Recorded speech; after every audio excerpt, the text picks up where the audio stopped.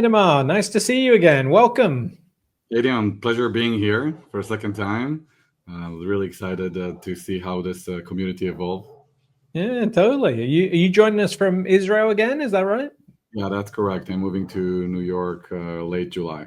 Oh, nice. Congrats. Thank Fun. you. You'll be I live in Boulder, Colorado in the US, so I'll be able to see you stateside. I'll Um, get there when I get to later on in the career.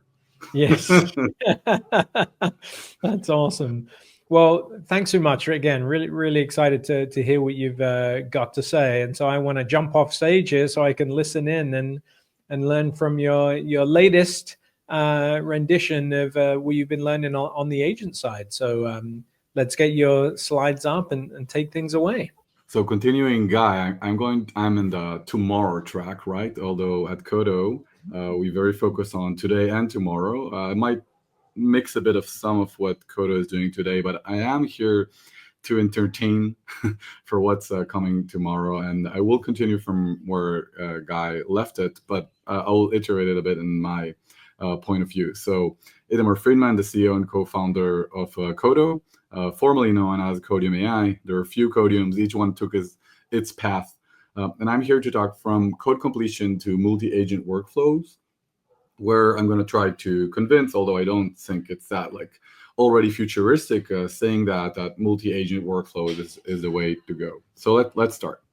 So if we're looking on the AI for devs world, and on the x-axis we're taking the knob, and the enterprise developers, like that's maybe the one that cares the most about, like, for example, quality and all, maybe in generation and creation, then I think that Gen 1.0 was the autocomplete moment. It's actually quite old, quote unquote, with players from more than 9 years ago, but I think it had its moment with Copilot or by GitHub Copilot.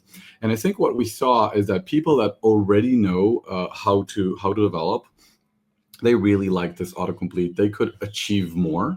And maybe like the extreme, the right side, like maybe autocomplete was a bit annoying for them for a long while, but the majority of professional actually helped them to achieve more. And then came Gen 2.0, which was the chat, and even 2.1, the agentic chat. And then I think like people started to love the technology, the user experience, etc. And I think also that less professional people could achieve much more. Before that, when you had the autocomplete, maybe English to code was already possible, but less than what you can achieve with the chat or agentic chat. And I do think for some, of course, I'm generalizing, for some of the professionals, actually the idea that you get from chat, you get a feature, actually introduces some risk or some inefficiency. You get a lot of code, then you need to review it, etc. Again, I'm not talking about the future right now. I'm talking about the current state of intelligence coding, let's call it like that, right? And then I think what we're going to see very soon, we're seeing already early birds, we're seeing early adopters, companies that are and products and open source. We're coming with the Gen 3.0, 3.0, and that's end-to-end workflows. And I'm going to talk about it a bit later on, what it means. Okay, and I believe that we're seeing game changer moment in intelligent software development. Basically, the autocomplete moment in a chat and agentic were, let's say, amplifiers for developers in the way of they're assisting you. And once you're moving to end, then basically they're becoming team members. It's still really, really early, and we're going to elaborate about that a bit. So the phases, if I summarize, first we saw like ID plugins, right? And then what we saw is the ID forks, right? You all know what I'm talking about. And what I'm trying to say here is that they're all assisting you where you usually write your code. And when we're talking about end-to-end workflows, then we're also talking about AI across the SDLC. And that's where I believe you will see companies that are, and products, et cetera, that are building for the end-to-end workflows, not necessarily only in the ID. I'm not going to talk too much about Qodo in that respect, but shameless plug, this is exactly where we focus at. Okay, now I didn't mention here like vibe coding. I feel ashamed, like I'm talking for, I don't know, like 4 minutes or so, and I didn't mention that, right? So let's talk about it a bit. Andrej Karpathy, I'm sure that you're all aware of. He coined the term vibe coding. Actually, maybe it's weird for some of us. It wasn't that long ago, and you can see, for example, that it strongly correlates to the Sonnet latest version, like 3.5 coming out, and then like tools like Cursor worked really well. But then there's other things that happened. I'm not sure if you're hearing the video, so I'm going to narrate it a bit. So we saw some let's say pushbacks or interesting opinions about what's vibe coding. So for those that are not familiar with vibe coding, I don't think anyone is here, but those that want to entertain themselves a little bit, let me narrate this video. So basically, I'm a developer, right? And I'm thinking, where am I in the code? I want to develop a new feature, right? I'm Alice. And then here I got to my rescue an AI assistant, and I'm saying, "Oh my God, here's an AI for developers, and I want help to, I don't know, like create my feature, and I'm asking for an AI to help me with that." Now, interestingly, the developer is asking where to go, and the AI is asking where do you want to get to, right? And the developer is saying back, "I just want to complete the feature." Right? So the AI is saying, so it doesn't matter where you go. Let me take you through one path, one way to get to your destination of completing the feature. All paths lead to Rome, or the feature. It doesn't matter for you developers. I'll take you through one. But by the way, if you really like to know, you just got a bug there and there. Okay, so that's like vibe coding, and with that let's say feeling. We move on to some posts on X and LinkedIn that I noticed more recently saying, okay, with two developers using vibe coding, you can do like 10x, 5x, 5x, 10x, maybe 25x productivity, but also 25x technical depth. And for me, it was shocking. I thought it was a bit exaggerating. I do remind you that like it does matter which kind of a developer you are, probably. And like as I mentioned, maybe some of the enterprise or most professional developers don't think that vibe coding is a good idea, and maybe that's like one example of such. And I try to check my own network, and I did on X and in LinkedIn posts, and I noticed that most people think that there is gain of productivity 5x, which is amazing for like two developers. And the technical depth, maybe I'm not clear here, but it could be between like just the same that it was before if it's 2x, or maybe 2x more than you would expect. But the majority are saying that there is productivity, although I didn't give an option for not, but also a technical depth that is growing. And by the way, on LinkedIn, it was a bit worse on towards technical depth. And here is like my understanding, like Qodo understanding of the situation. The thing is that with simple software, like if you're starting a simple game from scratch, what's simple is actually the border of what simple is moving. It's a moving target. But what's simple, but for simple software, like code generation is all you need. That's the tip of the iceberg. But underneath, when you're talking about heavy duty enterprise software, you need also to relate to maintainability, code coverage, compliance testing, best practices, etc. Dealing with scale, don't repeat yourself. That's a very important concept for heavy duty software, which is really hard to get, for example, with vibe code or with chat interface. That's the claim of this, like looking for tomorrow's session. Let me try to give another point of view for that. I think that the most basic part of the SDLC is like, I want to plan my code, the feature more accurately, and the technical spec, and then I want to write the code, and then or generate the code, and then probably I also want to verify its correctness and its standards, its scale, etc. So that's the testing and review part. We divide that into what we call the blue team. At Qodo, we divide it to the blue team and the red team. Like blue team is like where most code generation put their efforts and focus and with amazing UX, UI, and technology. We all fall in love with using that. Now, there is a small illusion here, is that plan and writing code is all you need. Actually, vibe coding to some extent is like iterating over these two when you're developing a new feature. It works really well. It also works with existing code, but it works really well when you have nothing from scratch, for example. But the thing is, in reality, especially in heavy duty, you're doing a lot of changing feature, refactoring, fixing a bug. And you also care that even a new feature would be tested and reviewed, and that the red team is something that we're claiming that we're going to see tomorrow. When I'm saying tomorrow, I literally mean like the next half of 2020, the second half of 2025, as well as 2026, being the next like exciting, let's say, value proposition of AI for software developers. Now, the thing is that I think a lot of the testing and review, they need to have really high precision. Basically, I claim if you vibe code them, then basically you didn't really like you didn't really complete the purpose of the red team. And having workflows doing the red team is very important. Again, I'm going to obviously cover it in a second, in the next few minutes. So what could be workflows?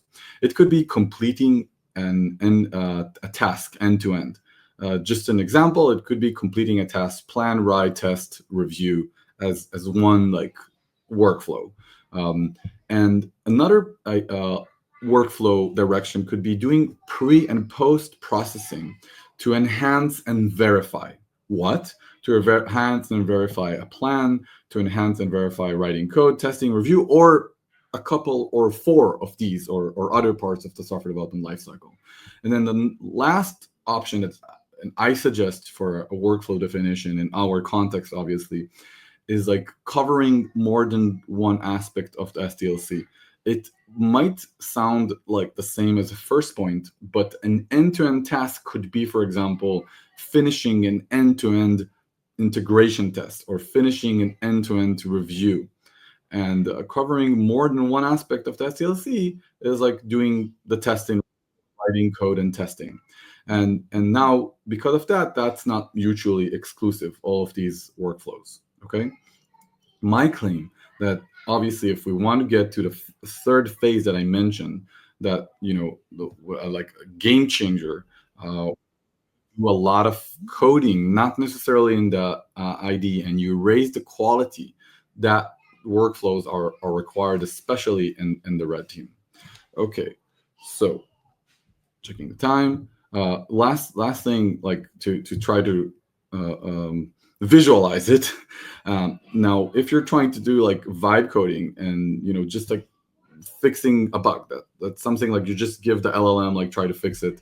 I saw this meme. I didn't do it. Like, sorry for not bringing credits. It was hard to find, and that's what I heard from many developers, how they feel, when you're trying to vibe code generally and specifically like fixing a bug. And it could mean many things, like the bug is just waiting for you to hit you back, right? So that's like another interpretation. I saw many interpretation. And then really interestingly, continuing with this notion, really interestingly, I saw just recently, it's a few days ago, Karpati, the same one that coined the term vibe coding, he wrote that code I actually and professionally care about, contrast to vibe code. The same person that was in charge, I think, on coining the term and getting a lot of excitement about some of the tools, and which has a lot of it's really amazing tools. Now thinking about it again, and he's saying that professional code that he professionally care about, I translate that the quality is important, maintainability, everything I said before about heavy duty software. That's how I take it. And then he starts to giving advice on how to deal with it. And he gave first advice around how to add a lot of relevant, or a lot is not necessarily, how to add as much as possible, or all the relevant context that you need to complete. But it's not the only thing. He gave here a full list, 1, 2, 3, 4, 5, 6, and that's basically a workflow. What he suggested is a full workflow. And I want to focus specifically on sub workflows around software quality and like bringing relevant context. And basically both of them would be around the area of pre and post processing. Okay, it's a big topic, workflows and multi-agent. I'm going to focus on pre and post processing to enhance and verify software development in the era of AI. So first, you see my theme around Alice. So let's say that you want to develop a feature, and the same feature that you're asking for, you're probably not giving it the full spec.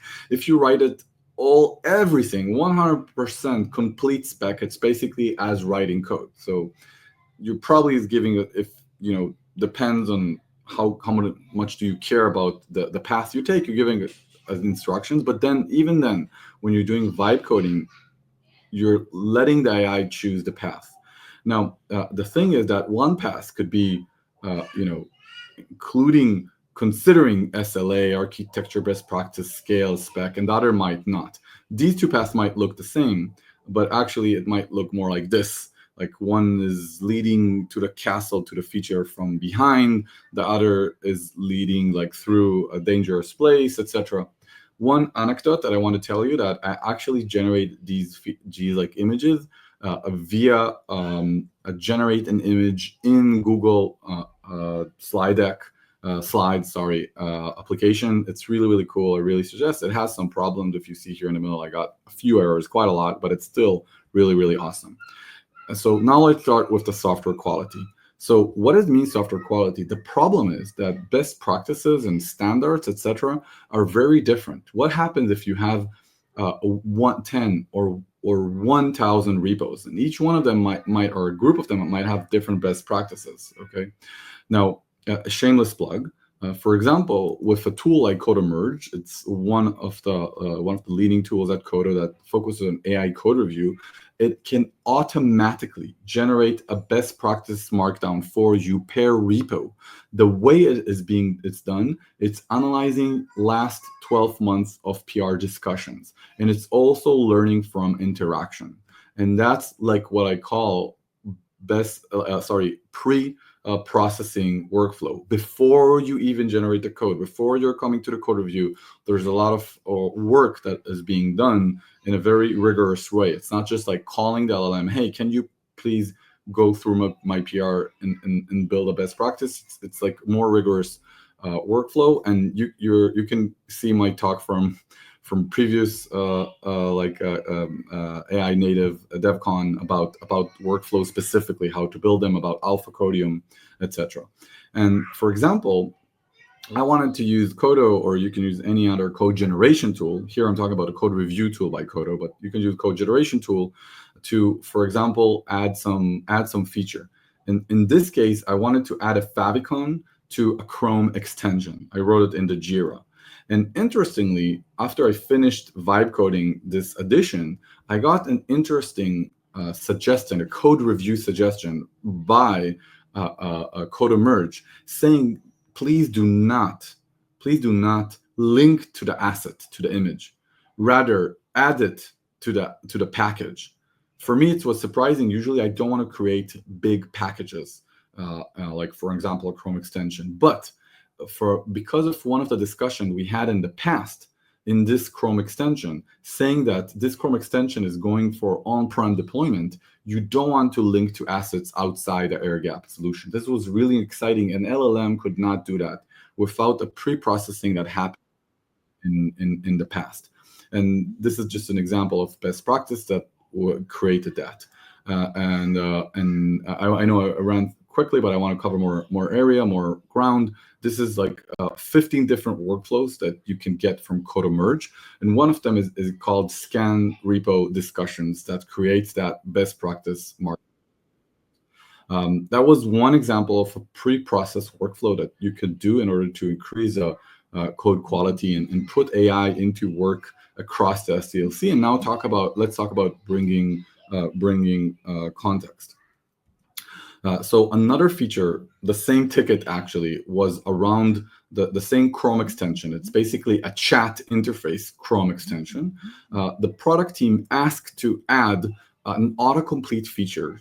Okay, an autocomplete feature where you do / you get all the commands of one of our tools in a chat, doing a / bring all the possible commands as autocomplete option.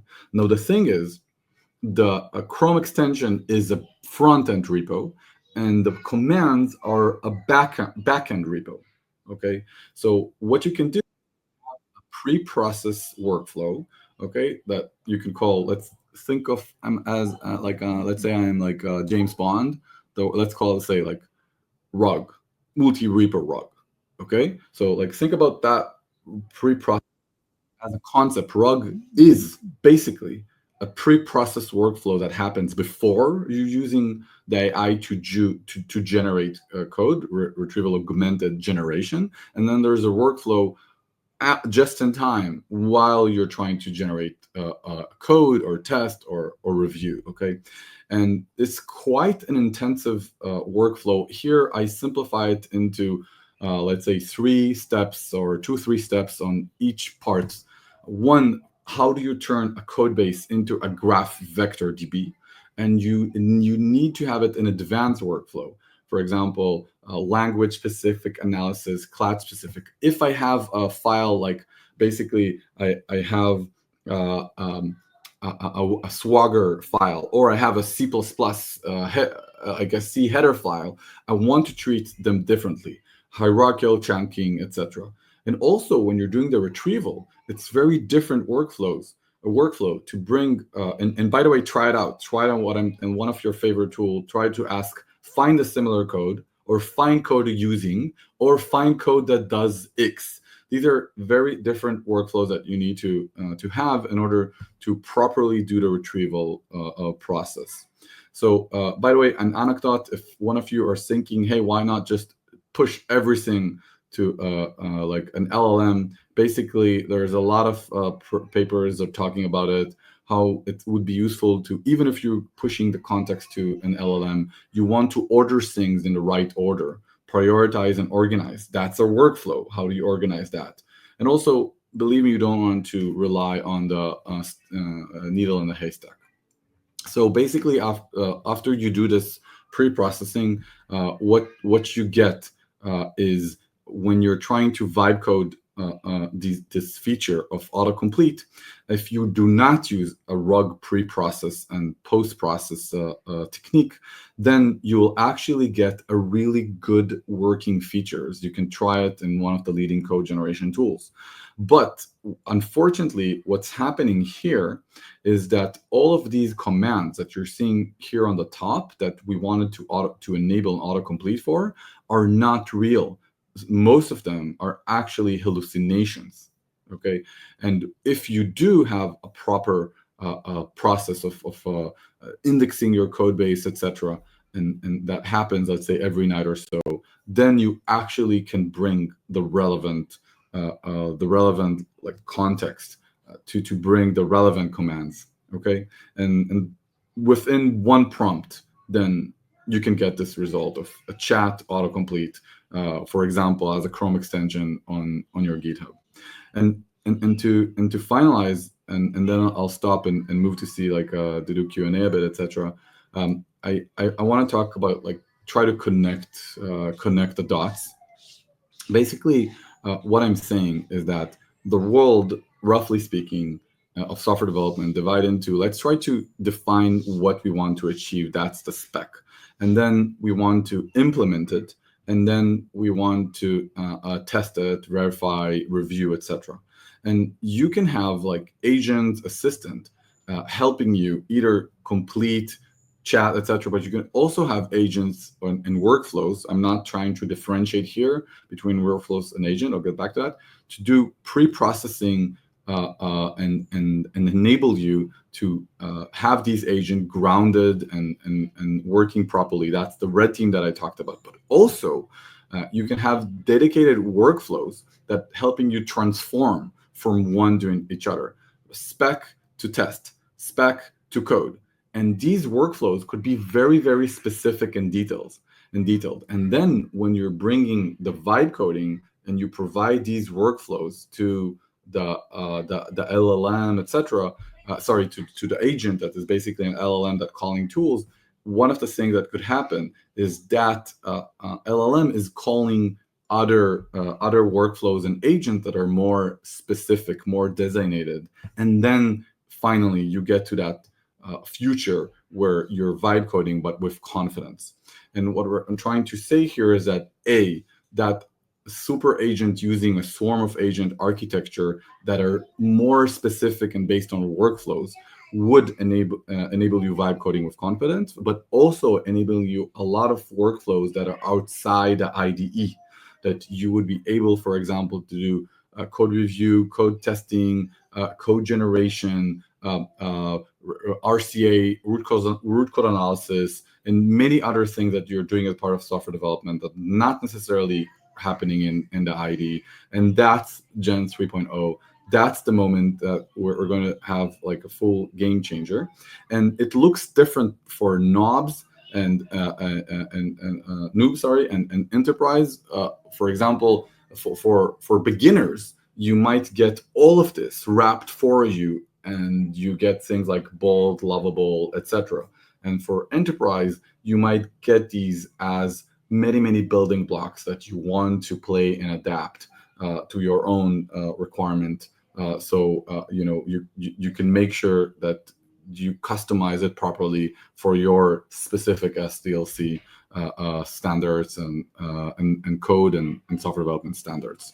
So that's it. I just want to encourage you to visit Qodo.ai, obviously. And as mentioned in the beginning, I'm moving to New York, and we already opened an office there, and as well in Boston, and we are hiring quite aggressively. When you're dealing with like serving enterprise, we don't only believe in only on chatbots serving our clients. So we are hiring also humans. So please reach out. And with that, I'll be happy to answer anything. Okay. Do you want to like? Did you read a Q&A? You want to offer like specific questions, Dion? Oh, I don't hear. You're on mute. Thank you. If folks have any questions, throw them in the chat. And wait for that. There was one that was about when you were talking about with existing projects, being able to create best practices and the like. Have you seen workflows as well to be able to point to like a golden repo or other repos in the company? How does that work? Great question. So I do think that supposedly starting from greenfield is easier, and for example, vibe coding, etc., would work wonderfully as is. And I actually strongly hinted here that you can try to ground the vibe coding with information that exists in the past, and you're starting with a greenfield. So, and that's maybe contradicting. By the way, I do want to say that for this time that I had, like I want to focus on one example of workflow, one example to create best practices. Okay, but there's many others, and I really encouraging like exploring. Now, back to the question. I think that there's two setups of greenfield. One, that you're starting a new project in an enterprise. You probably do have, from our experience, thousands, if not tens of thousands, if not more, of repos, even if you're starting a new project. And you want to make sure that when you're starting a new project, you're using APIs that already exist. You're using code that was already verified so many times in the past. And you want to either use that as is or be a part of the context and inspire you to do heavy-duty, high-quality code, even for the new project, okay? So even if you're starting a new field, you can still you still want to use that as context. For example, use existing code and APIs, or learn from already achieved high quality code. Now, if you are starting a startup from scratch, I want to be frank with you. Just move fast and break things. Okay, and I think like for that, I would actually recommend using the best practice. But you can even use the best practice given by tools that are building from you full website or few products from scratch. Start from there. Start like doing that game changer products, and do a POV, see if it works for you, etc. And as you go, start bring in your best practices and knowledge into your organization, and from there you evolve. By the way, notice that specifically, again, sorry for the shameless plug, we decided to use to have controllability and observability around best practice. We give you like a file, like rules files. We could have trained a model, but then you don't see what's actually learned. So this best practice file, you can fill it with your specific information. You don't have to have Qodo merge asking it to review past PRs, discussions, or other repo, etc. You can write your own best practices from scratch. Okay, thank you. I think we're out of time. It was really. I think we got a couple minutes if that's okay. To we got another other questions in here. So yeah, here we've got Min asking about where they can find out more about all the Gen 3 workflows that you talked about. Oh my God. The reason that I actually was a bit in a hurry is because I'm going to a live conference, to talk exactly on Gen 3.0 like workflows. So first of all, it's maybe an opportunity to say that I try to talk about it quite a lot. So please follow me, Itamar at Mar at X, Itamar Mar. And also, might do a webinar about it. I think you would, if you write software 3.0, for example, you will find interesting information on Google, Perplexity, or all the rest. I think you should also write agents versus workflows, okay? And learn about that. That's gives you a really good like overview of what the future holds, because I actually use these two terms interchanged between them, but they're but they actually complementary but different. Okay, so that's my three advice. Shameless plug. Follow me. The second, read about software 3.0 and read about workflows versus agents. Sounds good. And then as we get into this world where there's a lot of extra context that's out there, you saw getting things from Jira, getting things from the docs. How have you seen people handle just like the skew of that information? Like code is kind of truth; it's always the running thing. How do we handle this massive other context that's out there? Yeah, if I got you correctly, like basically, in addition to code, which could be massive or very little, very small, like you have Figma, the technical designs, specifications, for example, in Jira, and then like I'll do shameless plug to over Tessel for you guys. Like maybe you write your specs in Tessel, etc. And then you want to absorb that. So I think there are roughly two school of thoughts. One, just shove everything into a context window that is growing, and the other is use advanced RUG, and then an agentic, which is part of the tomorrow, an agentic RUG. Sorry, not RUG, RAG. Sorry, apologize for my accent. Agentic RAG would help you move a hop like on the huge context that exists and fetch the right one. We're very close to really advanced technology there in Qodo, but other companies as well, I believe. And then like RUG is the future, in my opinion, not shoving everything into a context. Yeah, because of the problem of like a needle in the haystack and other things that I'm not sure that they're going to be solved very soon.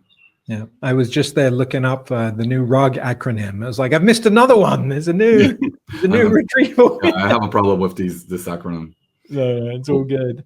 Well, Itamar, thank you so much. Thank you so much for sharing all of that. I'm excited to learn more about Gen 3 workflows, and look forward to chatting on Discord and chatting with you more in the future. Thank you. Will do. Thank you so much for having me here. It's really wonderful ecosystem. Cheers.